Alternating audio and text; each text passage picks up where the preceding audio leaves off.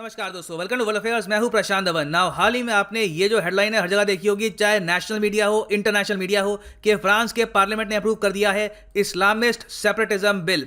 Now ये काफी controversial topic है। फ्रांस की सरकार पे काफी दबाव था कि ये बिल ये पास ना कराएं, मगर इमैनुअल मैक्रों की पार्टी ने अभी के लिए इंश्योर कर दिया है कि फ्रांस का जो लोकसभा है, जो इनका लोअर हाउस है, वहां पर यह बिल पास हो जाए। जी हाँ, ये मैं क्लियर कर दूं कि ऑल टुगेदर जो बातें इस बिल में लिखी हैं अभी के लिए कानून बनी नहीं है। अभी भी ये फ्रांस की जो नेशनल असेंबली है, मतलब कि आप समझ लीजिए उन लोगों का जो लोकसभा है वहां पर पास हुआ है, मगर जो अपर हाउस है वहां पर भी इमैनुअल मैक्रों की पार्टी को बहुत सपोर्ट है। ये आराम से इनकी राज्यसभा में भी पास होगा और बहुत ही जल्द ये एक प्रॉपर कानून बन जाएगा इन फ्रांस। और बाय द वे यहाँ पे आप देख पाएंगे ये है फ्रांस का पार्लियामेंट। यहाँ पे अपर हाउस होता है सेनेट, लोअर हाउस होता है नेशनल असेंबली। तो इस वीडियो में डिस्कस करेंगे कि ये बिल क्या है, ये कंट्रोवर्सी में क्यों है, इसका इंपैक्ट फ्रांस पे और पूरे यूरोप पर भी क्या होगा। बहुत कुछ आपको जानने को मिलेगा। So a lot to know, a lot to discuss as always. But before we begin, एक क्वेश्चन यहाँ पे मैं आपसे पूछूंगा।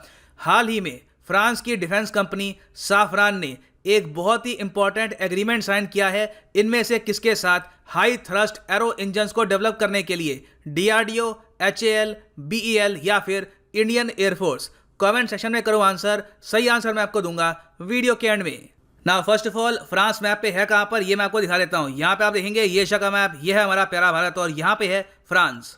नाउ फ्रांस की जो टोटल आबादी है ये है 6 करोड़ 70 लाख के आसपास। फ्रांस बाय द वे एक बहुत ही इंपॉर्टेंट प्लेयर है इंटरनेशनली, एक न्यूक्लियर पावर्ड कंट्री, नेटो का मेंबर और यूएन सिक्योरिटी काउंसिल में परमानेंट सीट। और जो फ्रांस की आबादी है इसको आप अगर देखो from A religion point of view, तो इस आबादी का ज़्यादातर जो परसेंटेज है ये फॉलो करता है रोमन कैथोलिक रिलीजन, मतलब क्रिश्चियनिटी की एक फॉर्म होती है। 40% कहते हैं कि हमारा कोई रिलीजन नहीं है, बेसिकली किसी रिलीजन से वो अपने आप को एसोसिएट करते नहीं है। और उसके बाद आप अगर देखो तो रिलीजन पॉइंट ऑफ व्यू से फ्रांस में सेकंड लार्जेस्ट रिलीजन है इस्लाम। टोटल 5% है आबादी फ्रांस की, ये फॉलो करती है इस्लाम रिलीजन। और बताया जा रहा है कि 2050 तक फ्रांस की 12 या फिर 13% के आसपास जो आबादी है ये फॉलो करेगी इस्लाम फेथ को। तो फ्रांस में क्रिश्चियनिटी के बाद मोस्ट फॉलोड रिलीजन है इस्लाम। और ओवर द ईयर्स आप अगर देखो तो बहुत सारे फ्रेंच मुस्लिम्स हैं जिन्होंने फ्रांस को बहुत कुछ दिया भी है, फ्रेंच इकोनॉमी को, फ्रेंच कल्चर को। अब क्या है कि जो ये 5% की आबादी है इसमें से ज़्यादातर लोग काफ़ी चिंतित फील कर रहे हैं इस बिल को लेकर। अब बिल का वैसे आप अगर नाम देखो तो वहाँ पे ना इस्लाम ना मुस्लिम कोई मेंशन है नहीं। बिल का नाम है supporting respect for the principles of the Republic. मगर जो इसमें प्रावधान है और जिस तरीके से बिल पास किया गया, जो स्टेटमेंट्स दी है फ्रांस के प्रेसिडेंट ने इस बिल को पास करने से पहले, इससे ज़्यादातर जो मुस्लिम्स हैं फ्रांस में उनको ये लग रहा है कि ये बिल इनको टारगेट करने के लिए बनाया गया है और इनकी जो फ्रीडम है विद इन फ्रांस इस बिल से काफ़ी हद तक कम हो जाएगी। नाउ बिल में क्या लिखा है, क्या उसके इश्यूज़ हैं, वो डिस्कस करने से पहले मैं आपको ये बता दूं कि देखो इस बिल का बहुत ही बड़ा इम्पैक्ट होने वाला है अपकमिंग फ्रेंच इलेक्शंस में। इमैनुअल मैक्रों इस वक्त फ्रांस के प्रेसिडेंट हैं और फ्रांस में 2022 में होंगे चुनाव प्रेसिडेंट की पोस्ट के लिए। लोग ज़्यादातर इंडिया में मैं देखता हूं कि अमेरिकन इलेक्शंस पे बहुत फोकस करते हैं। मैं आपको ये बता रहा हूं फ्रेंच इलेक्शंस भी इस बार बहुत ही इंपॉर्टेंट होंगे और जो यहां पर जीत के आता है उनकी पॉलिसीज का बहुत ही बड़ा इंपैक्ट होगा इंडिया फ्रांस रिलेशंस पर भी। और बाय द वे फ्रांस में प्रेसिडेंट की जो टर्म है ये होती है 5 साल की। नाउ अभी के लिए अगर हम देखें तो फ्रांस में जो मेजर पॉलिटिकल पार्टीज हैं ये आपके सामने है। मेनली 4 पार्टीज हैं। एक तो इमैनुअल मैक्रों की पार्टी है, इसको आप कह सकते हैं REM। फिर है द रिपब्लिकन्स, ये है, इसको आप कह सकते हैं LR। फिर है सोशलिस्ट पार्टी। अब अगर हम बात करें राइट विंग लेफ्ट विंग की, तो इमैनुअल मैक्रों की पार्टी खुद को बताती है सेंट्रिस्ट, ना हम राइट विंग है ना लेफ्ट विंग है। फिर जो PS है यहाँ पर सोशलिस्ट पार्टी ऑफ फ्रांस, ये ऑब्वियसली काफी लेफ्ट विंग पार्टी है ना। बहुत ही लंबे समय तक ये जो 3 पॉलिटिकल पार्टीज हैं ये डोमिनेट करती थी फ्रांस की पॉलिटिक्स। अब अचानक से एक चौथी पार्टी यहाँ पर खड़ी हो रही है, ये है आर नेशनल पार्टी और इस पार्टी को लीड कर रही है मरीन ले पेन। हाल ही में आपने इनका नाम काफी सुना होगा। इनको कहा जा रहा है कि ये फ्रांस की डोनाल्ड ट्रंप है, क्योंकि जो इनके आइडियाज हैं बहुत रेडिकल हैं। ये कहती हैं कि फ्रांस में इमिग्रेशन बहुत कम कर दो, चाहे कहीं के भी लोग हो, इंडियंस हो, चाइनीज हो, मिडिल ईस्ट के लोग हो, बेसिकली फ्रांस बिलोंग करता है फ्रेंच लोगों को। और फिर यहाँ पर इन्होंने ये भी कहा है कि अगर ये पावर में आती हैं तो ये फ्रांस को नेटो से भी बाहर निकाल देगी, यूरोपियन यूनियन से भी फ्रांस को बाहर निकाल देगी। फ्रांस को बस फोकस करना चाहिए अपने देश पर, ना दुनिया पर। तो आप समझ सकते हैं कि काफी जो इनकी पॉलिसीज है ट्रंप जैसी ही हैं। और पिछले 5 साल में आप अगर देखो तो जिस तरीके से फ्रांस पे टेररिस्ट अटैक हुए हैं, वहां पे बहुत बड़ी एक आबादी खड़ी हो गई है फ्रांस में जो सपोर्ट कर रही है मरीन ले पेन की पार्टी को। सो इमैनुअल मैक्रों को आज के समय जो थ्रेट फील हो रहा है 2022 के चुनाव के लिए, ये सोशलिस्ट पार्टी से नहीं हो रहा, ये फील हो रहा है फ्रॉम मरीन ले पेन, कि जिस तरीके से ट्रंप सरप्राइजिंगली जीत गए थे वैसे ही 2022 में मरीन ले पेन पावर में ना आ जाएं। नाउ मरीन ले पेन को रोकने के लिए इमैनुअल मैक्रों की पार्टी ने ये डिसाइड किया है कि ये बन जाएंगे इनसे भी ज़्यादा राइट विंग। हाल ही में बहुत ही एक मैं कहूँगा सरप्राइजिंग दृश्य देखने को मिले। एक टीवी डिबेट चला था, एक तरफ थी यहाँ पर मरीन ले पेन, दूसरी तरफ इमैनुअल मैक्रों के होम मिनिस्टर। नाउ डिबेट के बीच में इमैनुअल मैक्रों की सरकार के जो होम मिनिस्टर हैं, इन्होंने मरीन ले पेन पर आरोप लगाया कि आप बहुत ज़्यादा सॉफ्ट हैं इस्लामिस्ट सेपरेटिज्म को लेकर।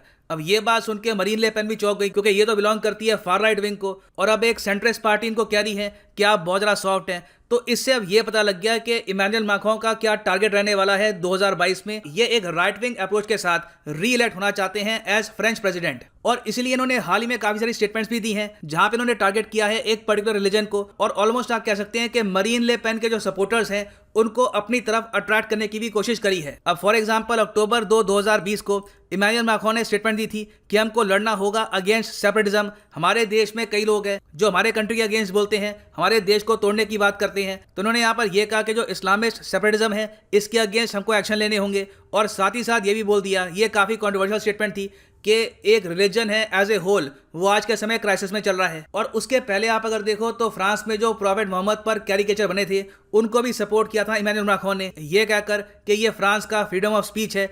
उसके रिस्पॉन्स में हमने ये देखा है कि दुनिया भर की जो मुस्लिम मेजॉरिटी कंट्रीज हैं वहाँ पे इस तरीके से इमैनुअल मैक्रों का विरोध हुआ। जो फ्रेंच प्रोडक्ट्स हैं उनको बॉयकॉट किया गया, मास प्रोटेस्ट हुए, चाहे पाकिस्तान हो या फिर फिलिस्तीन हो, pretty much every Muslim majority country in the world, हर जगह आलोचना हुई इमैनुअल मैक्रों की। सो अपनी स्टेटमेंट्स के बाद अब इनकी पार्टी ने पास करवा दिया है एक बिल जिससे इनकी जो 5% मुस्लिम मिनॉरिटी है ये फील कर रही है काफ़ी टारगेटेड। नाउ एक बात यहाँ पर मैं क्लियर कर दूँ कि फ्रांस का जो संविधान है वहाँ पर यह लिखा है कि आप किसी रिलीजन को टारगेट करके कोई लॉ पास कर नहीं सकते।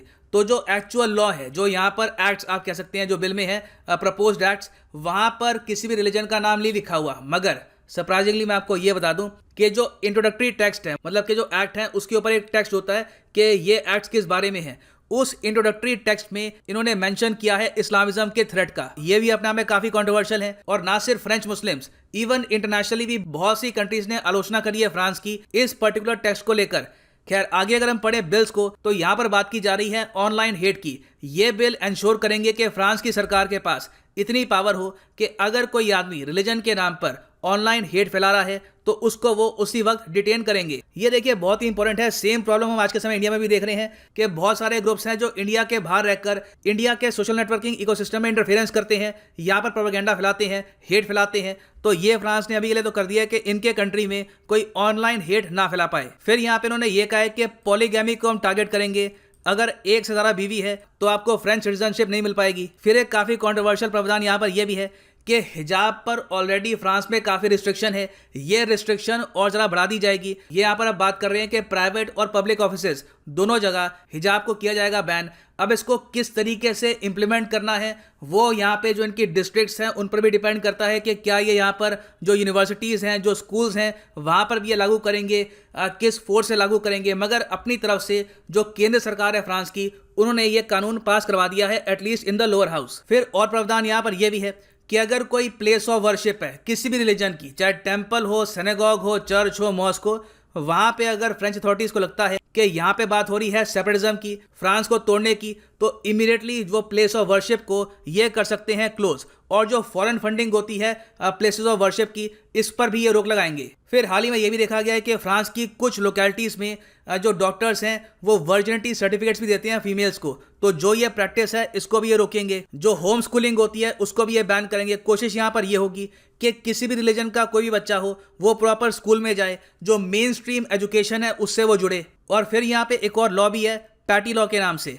सैमुअल पैटी आपको याद होगा, ये एक टीचर थे फ्रांस में, इन्होंने अपनी क्लास में प्रॉफेट मोहम्मद का जो कैरिकेचर है ये शेयर कर दिया था। उसके बाद एक फंडामेंटलिस्ट ने इनकी गर्दन काट दी। तो इनके नाम पर भी एक लॉ यहाँ पे बनाया गया है जिसके अंडर आप किसी व्यक्ति की जान खतरे में नहीं डाल सकते उनकी प्राइवेट लोकेशन, उनकी इन्फॉर्मेशन शेयर करके। इनके साथ यही हुआ था कि इनके जो इंस्टीट्यूट के कई बच्चे थे उन्होंने इन्फॉर्मेशन शेयर कर दी इनके बारे में कि ये कहाँ पे रहते हैं, कहाँ पे पढ़ाते हैं, और उसके बाद इन पे अटैक हुआ। सो ये सब है मेन यहाँ पर लॉज। और फ्रांस के बहुत सारे मुस्लिम सिटीजन्स ये मानते हैं कि होम स्कूलिंग को लेकर, हिजाब के इशू को लेकर इनको स्पेसिफिकली टारगेट कर रहे हैं। और अब इनको पॉसिबिलिटी ये भी लग रही है कि हो सकता है कि इन द फ्यूचर फ्रांस में कई मॉस्क, कई प्लेसेस ऑफ वर्शिप गवर्नमेंट बहुत ही बायस तरीके से बंद करवाएगी। और बाकी यूरोप में भी जो मुस्लिम पॉपुलेशन है उनको भी डर यहाँ पर यह है कि फ्रांस के इन एक्शन से इस्लामाफोबिया यूरोप में भी ज़रा बढ़ेगा, क्योंकि कई देश हैं वो फ्रांस की तरफ देखते हैं कि फ्रांस की डेमोक्रेसी में क्या हो रहा है, फ्रांस ने कौन से लॉ पास करवाए हैं, फिर ऑटोमेटिकली जो वहाँ पे पॉलिटिकल पार्टीज़ हैं वो फ्रेंच पॉलिटिकल पार्टीज़ के जो आइडियाज़ हैं उनको कॉपी करती हैं अपनी रिस्पेक्टिव कंट्रीज़ में। तो देखिए फ्रांस में जो हो रहा है इसके डेफिनेटली जो रेमिफिकेशंस हैं पूरे यूरोप में आपको दिखेंगे। और देखना यहाँ पर यह होगा कि इवेंचुअली 2022 के चुनाव में फ्रांस के लोग किसको चुनते हैं, किसको लाते हैं पावर में। सो वापस आते हैं अपने क्वेश्चन पे कि which of the following signed and MOU with French firm Safran for strategic cooperation on high thrust aero engines. सही उत्तर यहाँ पे है option B, Hindustan Aeronautics Limited ने साइन किया है ये MOU। और इसके अंडर ये एक बहुत ही important helicopter maintenance plant open करेंगे इन गोवा। ये काफी तक न्यूज में है, so make sure to remember this. तो ये है अंत इस वीडियो का। Thank you for listening and as always God bless you all.